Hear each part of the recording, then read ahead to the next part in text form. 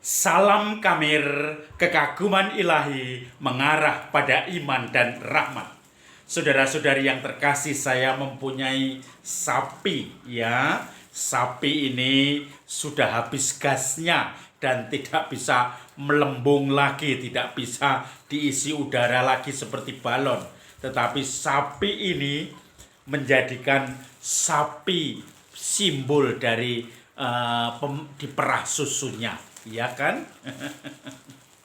Saudara-saudari yang terkasih, ketika saya masih kecil, saya biasanya main dengan sapi dan karena ada beberapa tetangga yang mempunyai sapi. Tapi kalau anaknya lepas, anak sapi masih baby, itu malah dia lari ke sana, lari ke sini, bisa nabrak orang. Apalagi anak-anak biasanya takut karena takut ditabrak, disontleng begitu. Dan sapi itu masih bebas karena dia sebagai anak-anak belum diikat hidungnya, dan kemudian dia masih lari ke sana, lari ke sini, bahkan tidak peduli ada kerumunan anak-anak, dihantam saja. Ada juga orang main voli, lapangan voli penuh dengan pemain dan penonton, dihantam saja, lari sambil nabrak tunggang langgang kemanapun dia mau. Nah, maka kadang orang terluka, jatuh tersungkur karena ditabrak oleh anak sapi tadi yang masih senang bermain, yang masih senang lari ke sana kemari dan penuh kebebasan. Saudara-saudari yang terkasih, induknya yang tua sering dipakai untuk membajak sawah. Dan kalau membajak dipasang kuk. Kuk itu seperti kayu, ada dua palang begini untuk dua hewan, yaitu sapi betina, sapi jantan yang sudah dewasa, yang hidungnya sudah dicoblos untuk tali, yang namanya dalam bahasa Jawa sudah dikeluh itu sehingga bisa dikendalikan. Nah, aduh, ini pedes tadi. Saudara-saudari yang terkasih, sapi yang masih bebas itu bebas kemanapun pergi, semua lari. Tetapi kalau sudah dipajang dengan hidungnya, dikeluh, maka dia siap untuk diikat. Tidak bisa lari ke sana kemari. Diikat, dari ikatan keluh itu, hidungnya dia sudah nggak mau ke sana kemari. Soalnya kesakitan kalau dia lari ke sana kemari. Kemudian hari ini kita juga bicara tentang kuk. Yesus memberi perumpamaan. Datanglah padaku kalian semua yang letih lesu dan memikul beban berat. Aku akan memberikan kelegaan kepadamu. Maka pikulah kuk yang kupasang dan belajarlah dariku. Sebab kuk yang kupasang itu enak dan bebanku pun ringan.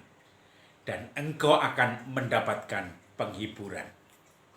Saudara-saudari yang terkasih, kita ketika masih bebas, kita kesana kemari seperti anak sapi tadi. Tetapi kalau kita sudah dewasa, kita sudah dipasang keluh, kita sudah dipasang dengan kuk, maka kita menjadi sudah menep, diharapkan menep hati kita, menep batin kita, tidak lari ke sana kemari, sudah mengendapkan pengalaman hidup ini bersama Tuhan dan pengalaman menjadi milik kita. Kita sudah seperti dipasangi kuk, dan kuk itu kalau suami istri dalam keluarga adalah kuk keluarga dalam kesetiaan. Kalau sebagai Pastor Romo adalah kuk dalam kaul, dalam janji imamat yang semua dipasang, dilambangkan dengan stola. Kalau misa dengan stola itu sebagai kuk. Juga biarawan-biarawati semuanya memakai kuk. Anda bertugas dimanapun, Anda pasti ketika dilantik itu ada janji-janji akan setia ini, akan menjunjung tinggi ini, itulah kuk. Rambu-rambu yang membuat kita harus selalu waspada. Tuhan selalu atau kapanpun melewati kita. Saya teringat bagaimana ada orang yang sungguh berbeban berat. Suatu saat saya diajak oleh Romo Provinsial, dulu provinsial saya SY Indonesia, yaitu Romo Wiryono. Waktu itu ada Romo Dewanto yang tugas di Timor Leste ketika jajak pendapat hilang bersama pengungsi yang lain, dan kemudian beberapa minggu kemudian ditemukan sudah menjadi mayat, menjadi martir di sana bersama dua romo yang lain dan juga 33 warga Timor Leste yang ditimbun di pasir pantai karena ingin cepat menggali supaya cepat dikuburkan mereka yang dibunuh itu. Lalu ketika ditemukan, kemudian keluarga harus diberitahu.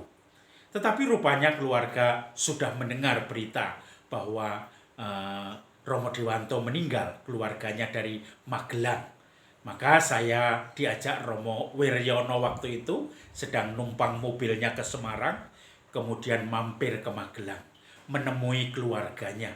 Ibunya langsung memeluk dan kemudian menangis gembor karena beban begitu berat. Bagaimana anaknya yang belum lama ditahbiskan menjadi imam harus mati dalam tugas. Di sisi lain dia sebagai martir, tetapi di sisi lainnya itu anak dia yang meninggal tidak wajar. Meninggal karena dibunuh, belum waktunya. Maka saudara-saudari yang terkasih, saya ingat ibu itu sungguh-sungguh menangis. Ibu itu sungguh-sungguh mengungkapkan bebannya kepada Romo Wiryono sebagai bapak dari Romo yang sudah meninggal itu, karena dia pimpinan tertinggi SY Indonesia. Menangis di situ. Tetapi kemudian setahun kemudian saya ditugaskan oleh Romo Wiryono yang sama untuk mendampingi pengungsi di Timor Leste antara Atambua dan Timor Timur pada waktu itu. Maka sering menyabrang ke sana kemari. Dan waktu itu negara Timor Leste masih baru, belum ada paspor, belum tertata, masih di bawah UN dan seterusnya.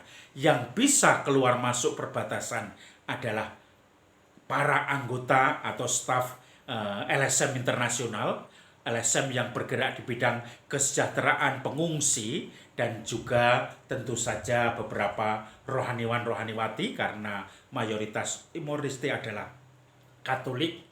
Dan kemudian saya yang bertugas di Jesuit Refugee Service waktu itu memberi rekomendasi kepada keluarga besar Romo Dewanto itu, ibunya saya ingat, itu untuk menyeberang ke Timor Leste untuk bersiarah di makam Romo Dewanto.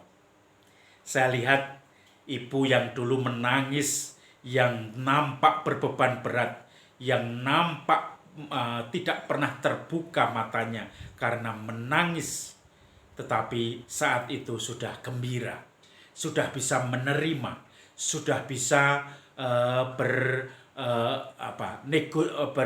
sudah bisa memaafkan situasi itu, dan dengan semangat mau menengok makam anaknya yang pertama kali. Maka dia sungguh-sungguh bersyukur pada waktu itu. Suasana yang pada saat saya melihat menangis dengan hebatnya, merasa gelap semua, seperti murid-murid Yesus ketika ditinggal oleh Yesus untuk dimakamkan. Tetapi ketika sudah mulai mau menengok ke Timor Leste, ibu itu mulai tersenyum, bercerita, dan kemudian mulai dengan semangat untuk menyeberang perbatasan di Timor Leste dan bertemu dengan kolega-kolega anaknya yang kemudian juga di makamnya. Makam Romo Dewanto itu berdampingan dengan Romo Albrecht Karim Arbi yang juga ditembak di sana pada saat kerusuhan jajak pendapat itu. Saudara-saudari yang terkasih, beban berat datang kepada kita. Kita mohon kepada Tuhan untuk memikul ini bersama-sama dengan Tuhan. Sebab enaklah pikulan yang kupasang daripadamu. Belajarlah aku dengan aku, karena aku lemah lembut dan rendah hati. maka kuk pun akan ringan, bebanku juga ringan. Mari kita mencoba menghadapi kesulitan hidup kita, beban hidup kita, kuk kita, bersama-sama dengan Tuhan, agar kita pun menghadapinya dengan riang, tidak pernah putus asa, dan senantiasa penuh iman kepada Tuhan. Salam Kamir, kekaguman ilahi mengarah pada iman dan rahmat.